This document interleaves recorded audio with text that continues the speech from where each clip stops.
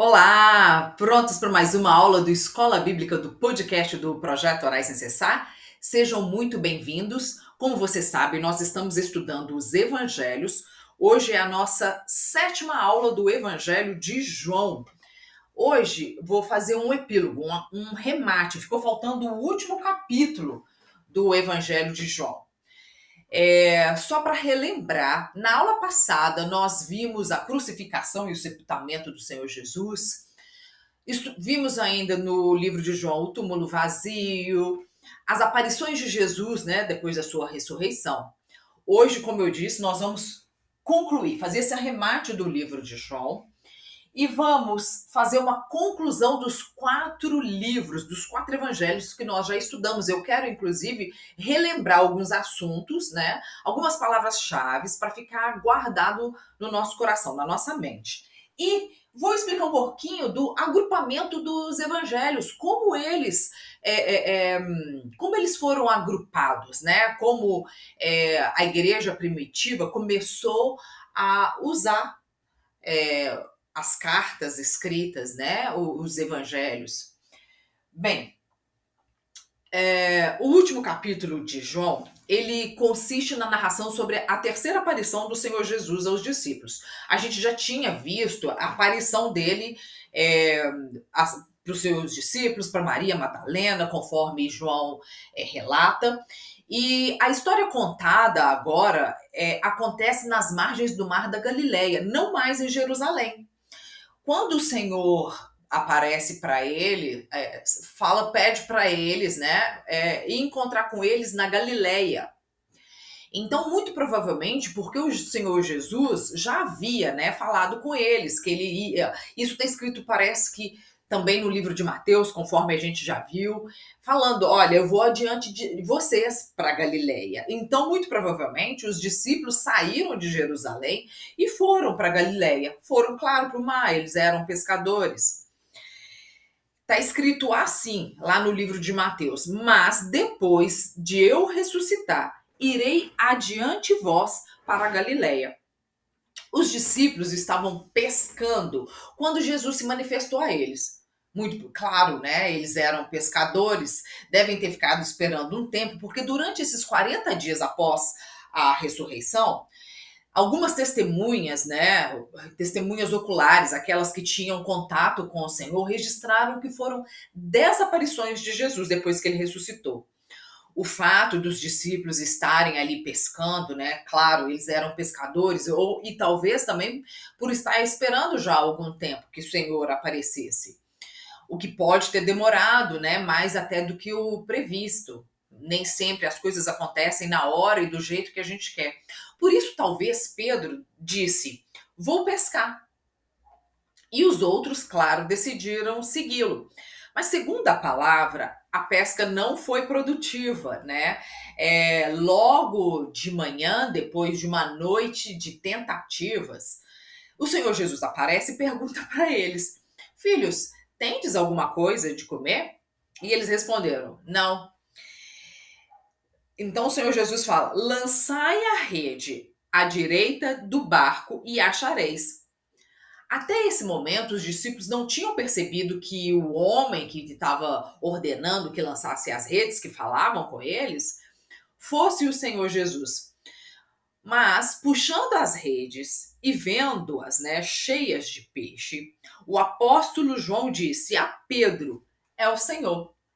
Essa já era a terceira vez que Jesus se manifestava aos seus discípulos depois dele ter ressuscitado dos mortos.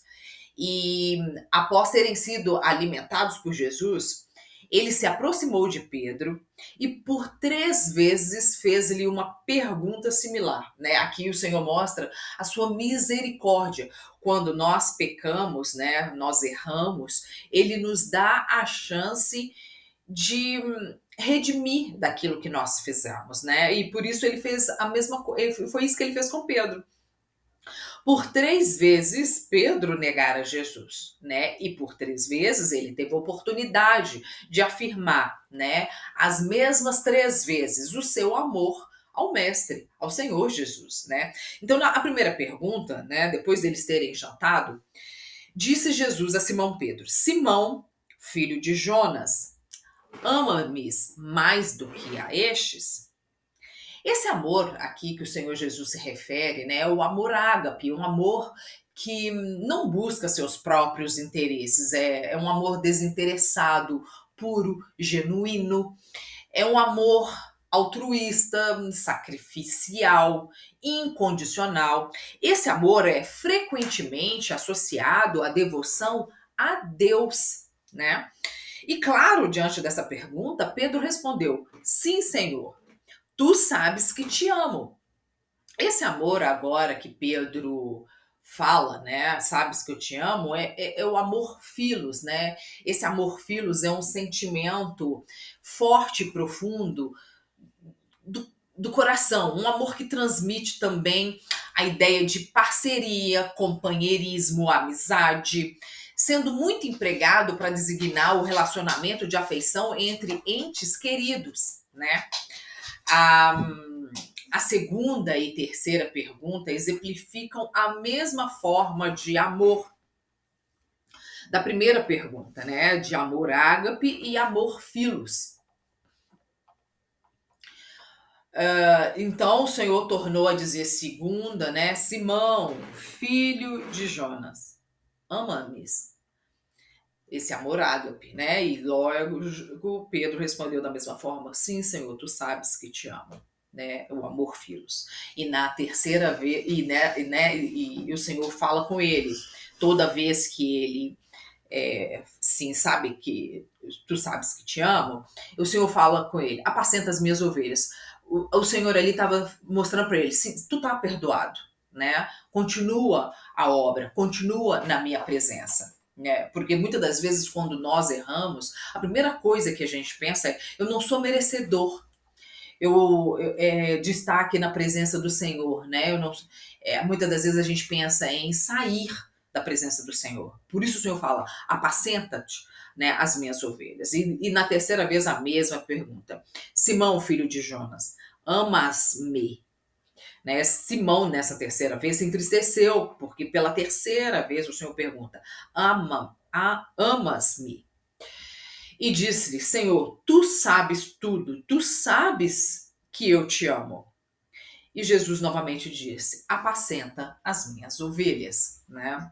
Realmente confirmando ali: tu tá perdoado, não saia da minha presença, né? Bem, no Novo Testamento, né, ágape é a forma mais elevada e nobre de amor, né? Que vê algo assim de infinitamente precioso em seu objeto, né? É a expressão do amor de Deus pelo homem e do homem para com Deus, como também do homem para com o próximo. Filos é o termo empregado para indicar afeição íntima, né? Jesus, com sua compaixão e misericórdia, concedeu a Pedro, né, esse ensejo de apagar da sua mente essa tríplice negação, através de uma tríplice declaração de amor, né, de amor para com o Senhor. Como o amor implica em responsabilidades, né, Pedro, o pescador, o discípulo, passaria agora a pastor de ovelhas, né? A pastorear as ovelhas de Jesus. No versículo 21, é narrada a pergunta, né, de Pedro a Jesus, querendo saber sobre o futuro de João. E nessa hora, Jesus repreende a Pedro, dando uma resposta para que ele não viesse comparar sua vida com a vida de João. Porque Jesus pergunta para ele assim: a que te importa se eu quero que ele fique vivo até que eu volte, né? Trazendo assim essa lição de vida, né, para nós, servos de Cristo. Porque o Senhor Jesus, ele tem caminhos, missões diferentes para cada um de nós. Não importa sabermos o caminho do outro, mas qual é o caminho que ele traçou para nós. E a gente tem essa mania, né, de ficar comparando os cargos dentro da igreja, quem é, se eu sou usado tanto quanto aquela pessoa tem esse dom, eu quero aquele. E não, a gente tem que pensar, a gente temos que possamos andar no caminho a fim de cumprir a sua vontade e o seu propósito através do nosso viver, porque cada pessoa tem uma vida, uma experiência de vida, é singular. é único, né? Então é isso que o Senhor fala ali para Pedro. O que, que te importa? Né? Cada um é um, o seu ministério é um, o dele é outro. Já o último versículo do Evangelho, né, João confessa que ainda pudesse,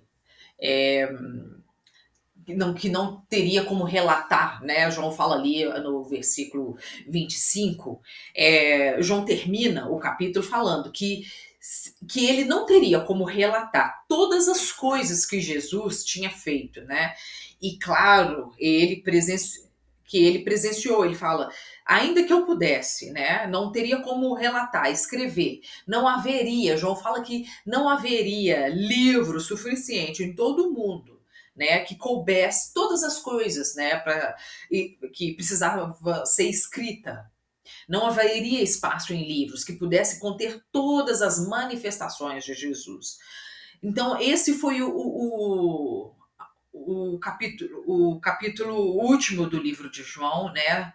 Ele destaca principalmente esse perdão, essa terceira aparição de Jesus ali no mar da Galileia, o perdão que ele faz ali com Pedro, né? Permitindo que ele se retrate, né? Pelas mesmas 3 vezes que ele negou.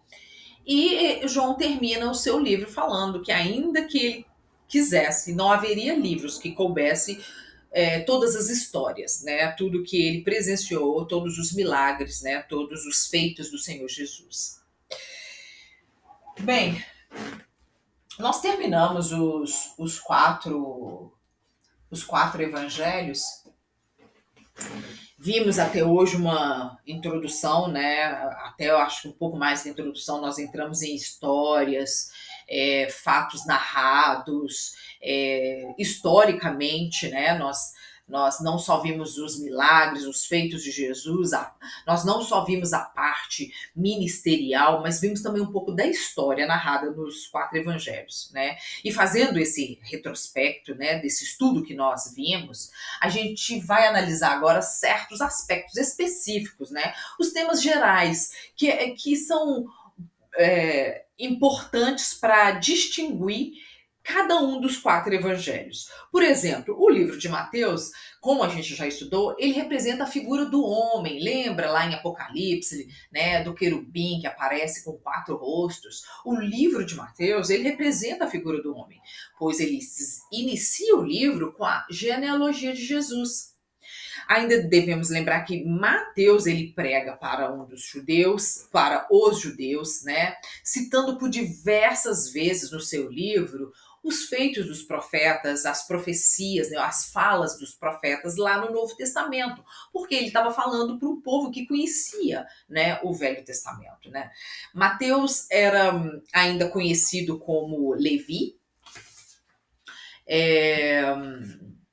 Ele era filho de Alfeu, coletor de impostos, né, um publicano. O tema-chave, né, do livro de Mateus é apresentar Jesus como Messias, o Filho de Deus. Para os judeus, ele era o Messias que eles tanto esperavam.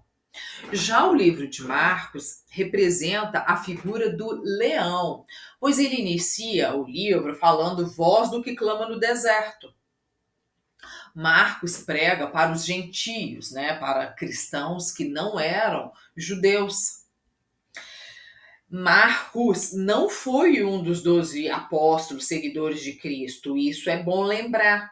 Dos 4 evangelhos, apenas Mateus e João foram apóstolos de Jesus. Marcos não. Marcos foi discípulo de Pedro. Ele registrou as pregações do apóstolo Pedro, né? Marcos era de origem hebraica, da tribo de Levi. Recebeu 2 nomes, um hebreu, João, e o outro romano, Marcos.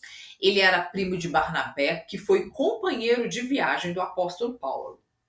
O tema principal do livro de Marcos é apresentar Jesus como servo de Deus, né? Jesus veio para servir e dar sua vida em resgate de muitos. O livro de Lucas já apresenta a figura do touro, pois ele começa já no primeiro capítulo falando do sacrifício. Zacarias ali, né, o pai de João Batista, começa falando ali sobre o sacrifício. Lucas prega para os gregos, né? A escolha de Lucas por um estilo Lucas, a gente tem que lembrar que ele era uma pessoa oculta, né? Então ele escolhe um estilo de escrita erudito, utilizando elementos da historiografia helenística.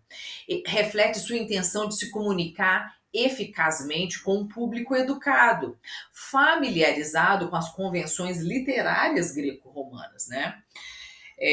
Lucas, como eu acabei de falar, ele foi um médico, homem educado e culto.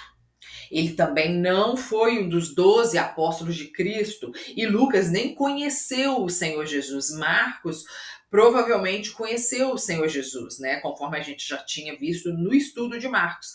Há quem acha, inclusive, que a última ceia pode ter sido feita na casa de Marcos. Lucas não. Lucas foi discípulo do apóstolo Paulo.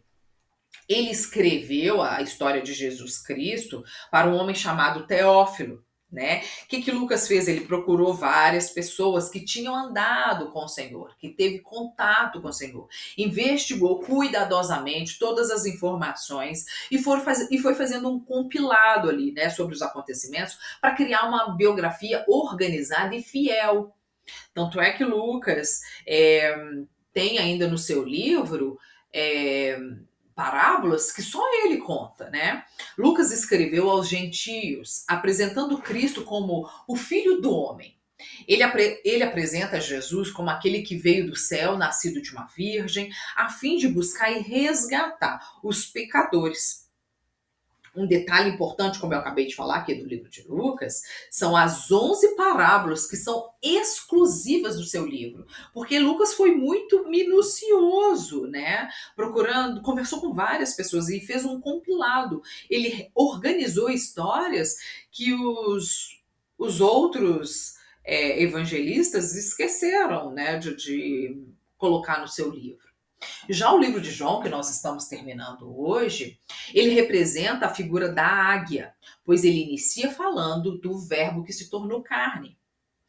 Apesar do Evangelho de João, né, se endereçar a todas as pessoas, sua mensagem principal, né, a quem o público a quem foi dirigido, é um público mais específico. O Evangelho é um relato escrito para os santos, especificamente para nós, a igreja, né?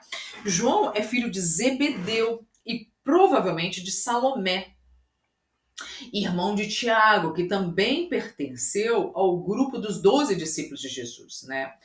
João, diferentemente dos outros 3 evangelistas, ele não trata muito da vida terrena, mas mais da vida espiritual de Jesus, né? Os outros, eles dão ênfase no lado histórico da vida de Jesus. O tema do livro de João é o Verbo Divino, né? Eterno que se fez carne, a fim de trazer salvação ao homem. O Evangelho de João enfatiza a divindade de Jesus como Filho de Deus. João registrou mais de 100 referências de Jesus ao Pai, a maioria descritas no capítulo 14. O Evangelho de João é o Evangelho da salvação.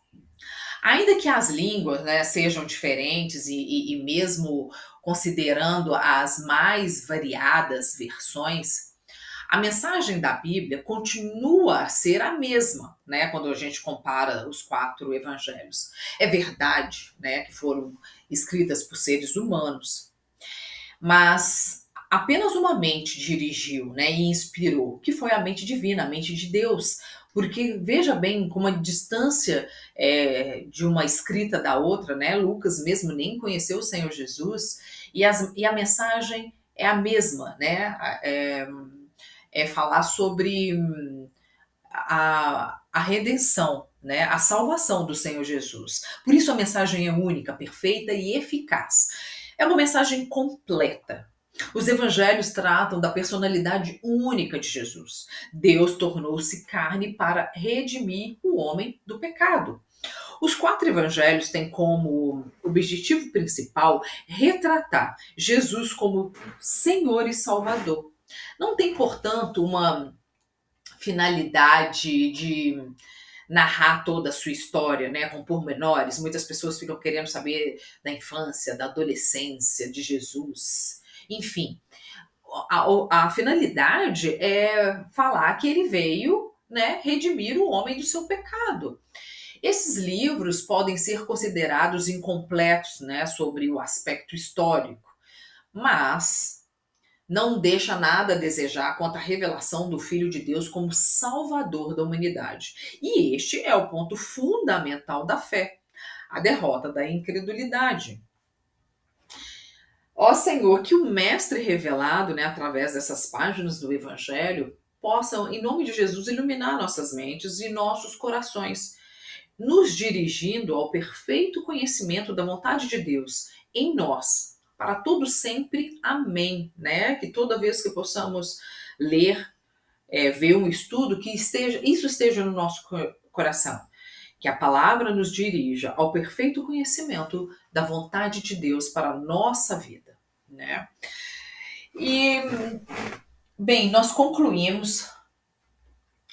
Esses são os pontos fundamentais dos evangelhos que nós acabamos de ver agora, né? Para quem cada um dos evangelistas escreveu, o que cada um representa, qual é o tema principal de cada livro.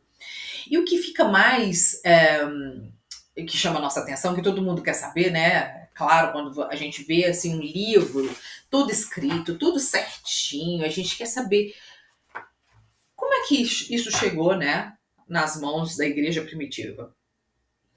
Os livros de Mateus, Marcos, Lucas e João, claro, são as fontes primárias, né, sobre o estudo da vida de Cristo. Os crentes do primeiro século tiveram inicialmente os livros do Antigo Testamento, né, que foram passados para eles, né, pelos judeus, lá pelos escribas, né, que faziam essa tradução e escrevia. O Novo Testamento, como nós conhecemos hoje, foi marcado, formado, né, através de um longo processo de escrita, circulação, uso comunitário, coleta e discussão, culminando entre os séculos 4 a 5, com a formalização do cânon. Esse processo envolveu muitos líderes da igreja e comunidades cristãs que, sob orientação do Espírito Santo, graças a Deus, né, eles reconheceram e confirmaram os escritos que compõem hoje o Novo Testamento.